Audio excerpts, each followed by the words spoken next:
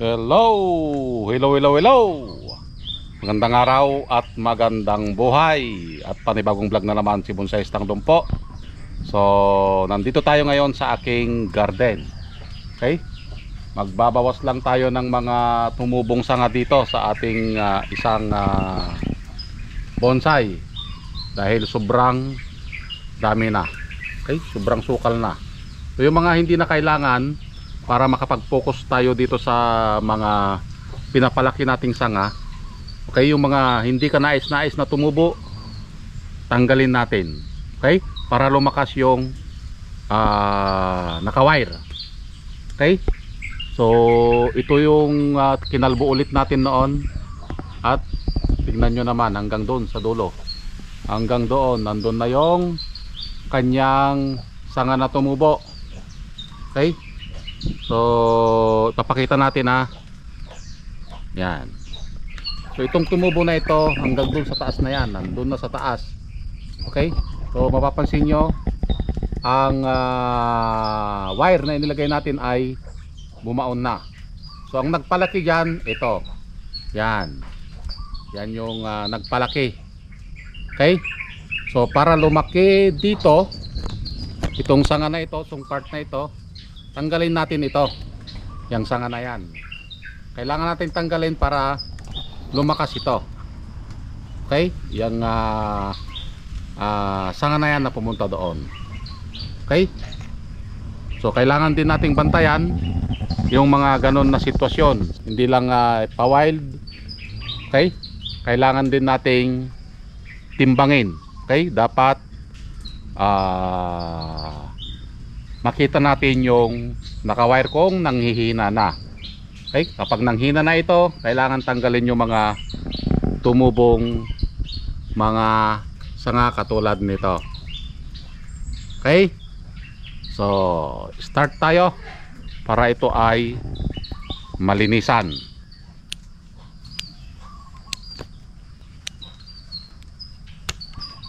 Katulad ng mga ito, kailangan nating tanggalin yung mga sanga na hindi na kailangan. Yan, tanggal-tanggal lang.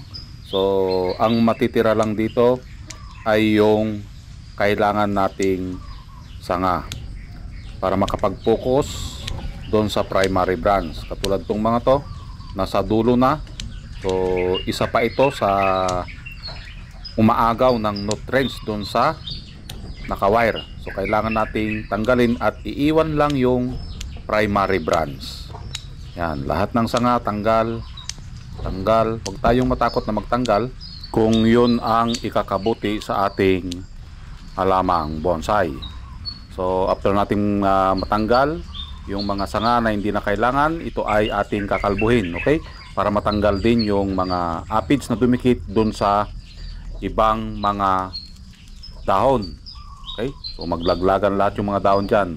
Kailangan malinisan lahat ng sanga ng ating halamang bonsai. So mahalaga yon na bantayan din natin yung mga sanga na tumubo. Okay? Para hindi manghina yung naka-wire. Yan, katulad yan, tanggal din. Okay? So ganito din ang una na ginawa natin noon, pinagtatanggal natin. So ngayon, tumubo ulit and then tanggalin ulit natin. Katulad yan, tanggal. Yan. Kailangan nating bantayan para hindi mapunta sa iba. Agoy. Kung ayaw mong mapunta sa iba, bantayan mo. So, continuous lang. Yan, tanggal din yan. O, di ba? Ang lalaki na. So naiwan yung mga ibang naka-wire.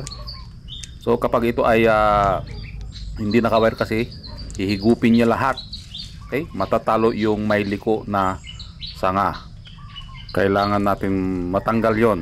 Okay? Para yung pag-distribute ng nutrients sa ating halaman doon sa mga sanga ay maganda. Okay?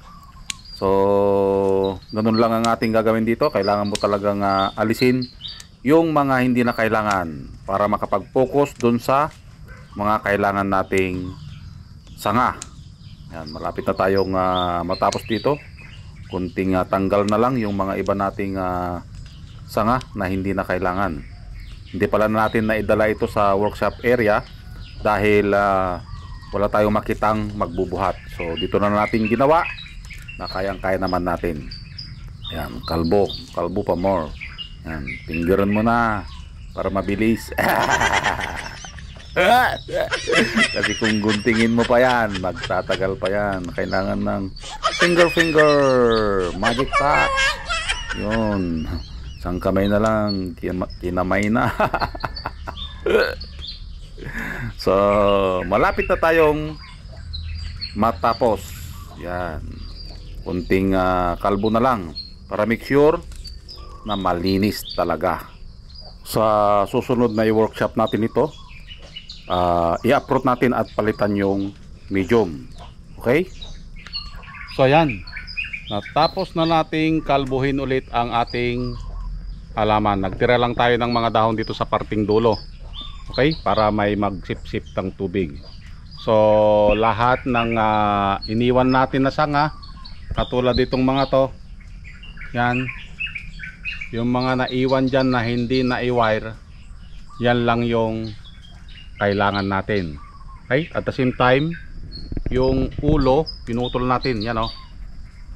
Yan. Yung ulo na to is pinutol. Okay? Dahil nandito yung pinakamalakas. Okay? So ito na ulit ang ating halamang bonsai. Yan. Okay? Meron din dito. So marami tayong hindi na i-wire. Yan, palakihin muna natin bago tayo ulit mag-wire, bago natin ilagay doon sa workshop area. Tinanggal lang natin yung mga umaagaw ng nutrients dito sa main branch. Yan, ito tong mga mga main branch na ito. Okay, tinanggal lang natin.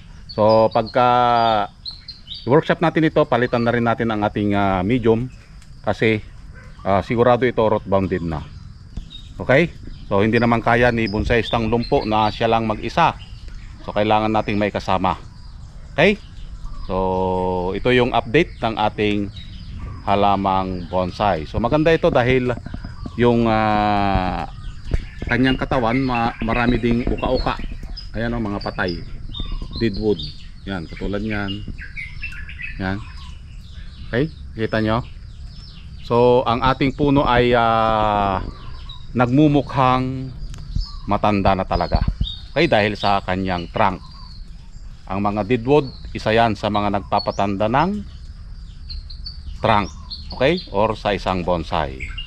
So maraming salamat at nasamahan nyo na naman si Bonsai Stang Lumpo. Hanggang sa muli. Bye bye.